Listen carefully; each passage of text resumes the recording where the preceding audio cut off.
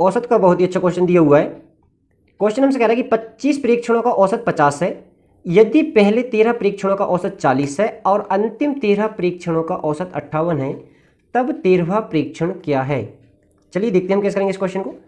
तो यहाँ पर हमसे कह रहा है कि 25 परीक्षण, ठीक है। यदि हम मान लेते हैं कि देखिए यहाँ पर ये इसमें कुल 25 परीक्षण मान लेते हैं हम। तो देखिए 1 2 3 4 5 6 7 8 9 10 11 12 13, ठीक है। ये हमारा 13वां परीक्षण है।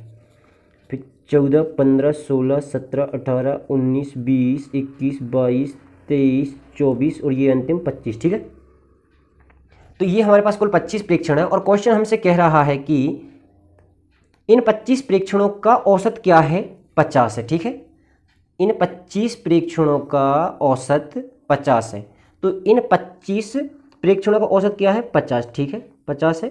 तो इनका कुल योग क्या हो जाएगा, तो हम 50 को हम 25 से गुणा करेंगे तो हमारे पास में क्या आ जाएगा। तो यहाँ पर हमारे पास में इनका मान आएगा ये 1250, इनका योग हो जाएगा ये 25 परीक्षणों का, ठीक है। तो हमारे पास में इन 25 परीक्षणों का मान क्या आ गया है, योग 1250, ठीक।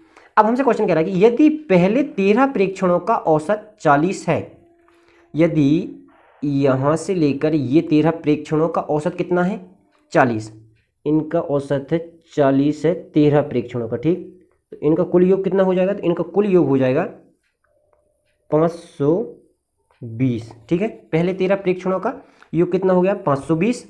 और हमसे कह रहा है कि अंतिम 13 परीक्षणों का औसत कितना है, 58। अंतिम 13 मतलब, तो देखिए यहाँ से यहाँ तक ये कितनी है, 12 है। और हमसे कह रहा है अंतिम 13, यानी कि हमें ये वाला भी ऐड करना पड़ेगा, 13वां, ठीक है। तो ये 13 परीक्षणों का औसत कितना है, तो ये हमें दिया हुआ है 58, ठीक।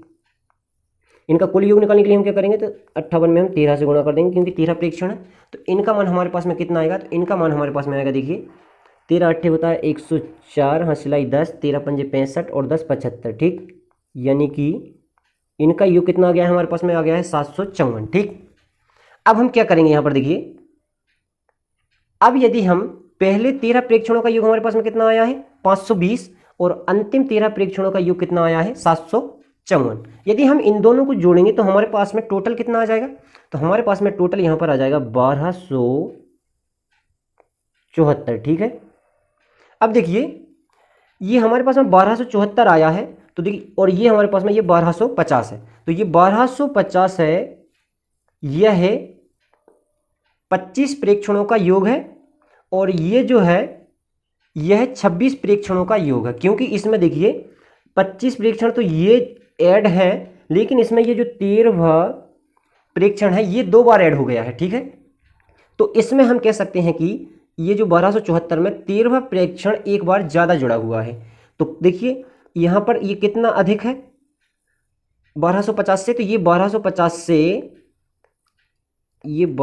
से कितना अधिक है, तो ये 1250 से 24 अधिक है। 24 अधिक क्यों है, क्योंकि इसमें ये जो 13वां प्रेक्षण है यह एक बार एक्स्ट्रा जुड़ा हुआ है, ठीक है। तो हम कह सकते हैं कि 13वां प्रेक्षण का मान क्या है, तो 13वां प्रेक्षण का मान है 24, ठीक। मतलब कि हम 1274 में से यदि 1250 माइनस करेंगे तो हमारे पास में क्या आएगा, 24 आएगा ना, ठीक है। तो हम कह सकते हैं कि हमारा 13वां प्रेक्षण 24 है, यही हमारा आंसर है। वीडियो अच्छा लगा हो दोस्तों के साथ शेयर करें, चैनल को सब्सक्राइब करें। धन्यवाद।